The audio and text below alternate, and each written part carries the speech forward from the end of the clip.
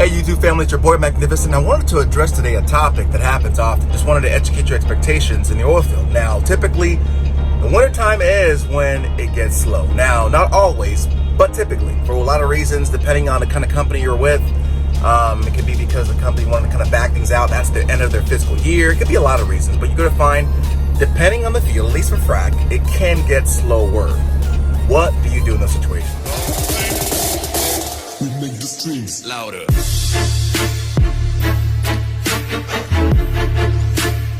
Well, here's the state of the union currently.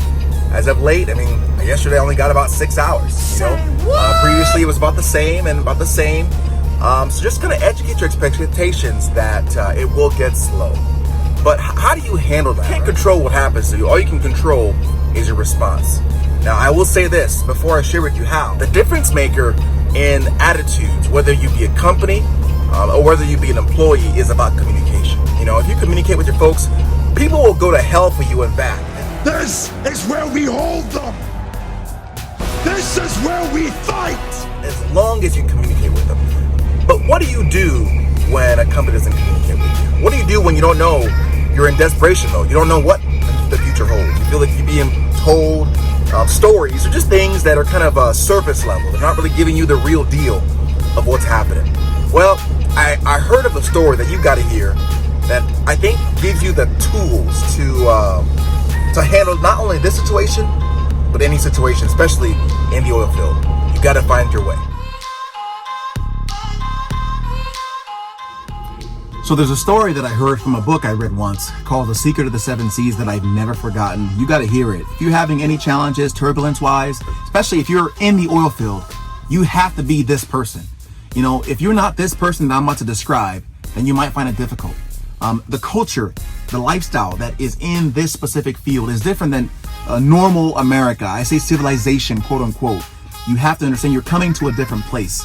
You're coming to a completely different mentality. So the oil field is a means to an end.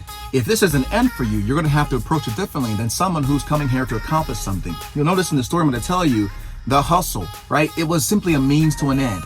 His goal wasn't to get fulfillment from becoming, as you'll see, a soldier, from becoming a lumberjack, from becoming a company man, a water hauler, right? If you're looking for fulfillment in becoming a company man, if you're looking for fulfillment in becoming a supervisor, a hand, an Op 3, an Op 12, an Op 36, then you're going to find that if you were in the place of this man you're about to hear, unfortunately, he wouldn't have had the tranquility he needed to adapt. And that's one of the biggest challenges you'll find. You'll hear the story, but you'll find that the pieces of the puzzle you need to become like the guy you're about to hear about, you're lacking. And it's a piece you can get yourself, but it's something that you have to have inwardly. You cannot get it from external sources. So let's listen to the story so you can understand what I'm talking about. So they say there was once a king who was really, really attached to all his personal stuff. I mean, his castle and his jewels. And he lived in this weird paranoia that one day it'd all be taken away from him like that. But he thought about the poor folks in his kingdom, and he said that he saw that they were happy. And he's thinking to himself, how in the world are these folks happy when they don't even know what they're going to eat the next day, right? So he says to himself, you know what? I became king because I'm probably one of the smartest in the land. So I'm going to dress like a beggar and go figure it out. So in the village, a king knocks on the door of this random person who happens to be nice and lets him in. The guy's sitting in the middle of this small room eating a piece of bread. He invites the king over to share the piece of bread. The king says to the guy, so what do you do for work? The guy responds, well, I mend shoes. The king knows shoe menders don't make much money. So he sees that one piece of bread. He asks him, so if you mend shoes, what are you going to do for food tomorrow? The guy says, well, I don't know how much money I'll make. I don't know how much work I'll get, but some way, somehow, I'll eat from the money and food that I get. I'll eat from the food that I get tomorrow. The king says to himself, and this is what he's thinking. You naive little poor dude. You just don't know what you don't know. You about to get killed, brother. So the reason y'all are happy is because y'all, bury your heads in the sand. You don't even know the dangers that's out there. I'm gonna pause the story for a second. It's almost like he's saying to himself, if you ever played basketball, soccer, or any sport against someone who was so bad that when you did a move, they didn't even realize that you can really pass them on that move so badly That they didn't even move, like you did a crossover, and instead of moving towards the ball, they just stood there, right? That's what the king's thinking. This dude just doesn't even know that he's in a bad spot. That's why he's so happy. The man was in so much peace that it bothered the king. So the king goes back to this castle and creates this sadistic and malicious edict that says no one in the kingdom is allowed to mend shoes. And he says to himself, let's see whether this poor man will be calm now. So he goes back in disguise and he tries to find the man. And to his surprise, he finds the dude with some bread and some cheese. So the disguised king says, hey, I saw that the king outlawed the mending of shoes. What did you do? Well, since I couldn't mend shoes, I looked for something to do.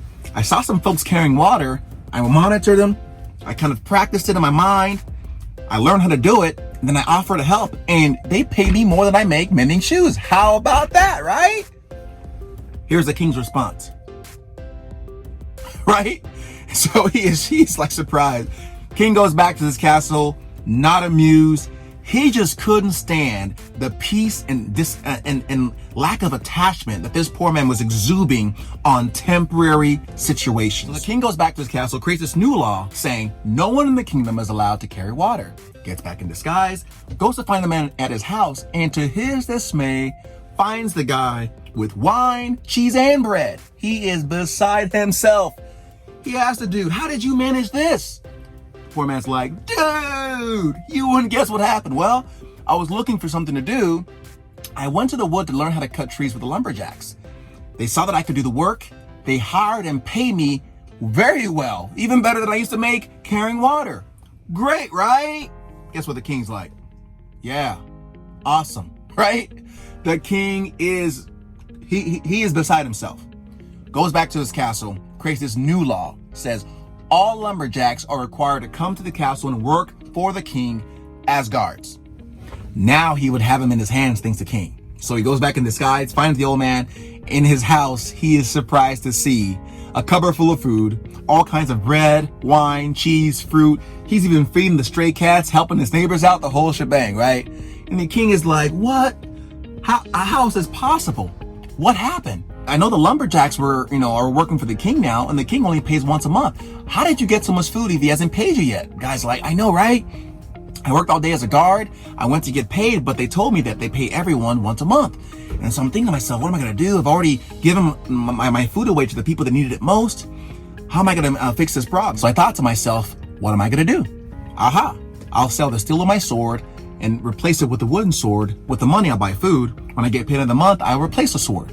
No one will know the difference. The king thinks to himself, I got you now. Now I'll be able to catch you. So the next day, the king goes to one of the guards and points to a passerby and says, thief, thief. So the king points to the poor man and says, guard, off with the head of this thief. The poor man thinks, if I draw my wooden sword, they'll behead me for selling my steel. But if I don't draw my sword, they'll behead me for disobeying the king.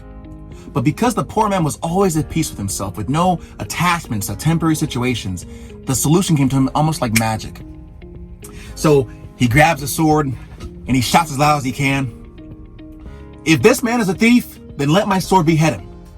But if he is not a thief, then let my sword turn to wood.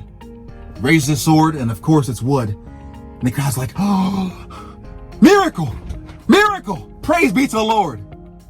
At this point, the king has just had it. He has been broke. So he nears the poor man and says, man, today you have taught me a lesson. And because of that lesson, I appoint you as my prime minister. So YouTube family, what's the moral of the story? I think each individual honestly is going to take something different from the story. Like for me, the initiative he took to take and observe people doing things he may not have been initially proficient in, working on it himself, practicing so he can get proficient, right? But there are a lot of things. But for me, the biggest moral I'm going to share with you today is when it comes to your work, even your life problems, face them with courage. Like the man with the sword. Face them with courage, unattachment, and freedom. Now, when I say unattachment, I don't mean you don't care. You do care. But when the caring starts weighing you down, that's when caring transforms into worrying. And that's what the poor man didn't do. He didn't worry, right? Live your freedom, right? Live life with the flexibility of not being attached to so expect change, expect turbulence. If you're going through some challenges at work where things aren't as you thought they were, you got to consider two things. Are you stuck? Do you have tunnel vision? Or are you able to adapt like the man with the sword, like the poor man? And the truth is, he may have been poor physically, but he wasn't poor mentally, right? Be the poor man. Think, hustle mentally like he did. He wasn't into hustling for hustling's sake. He was just simply into peace. Be at peace with yourself, you know? So guys, that's it. I hope it was helpful. If it was, hey, throw down a comment, like and subscribe. Guys, thanks again for watching. Appreciate you guys. Magnificent, signing out.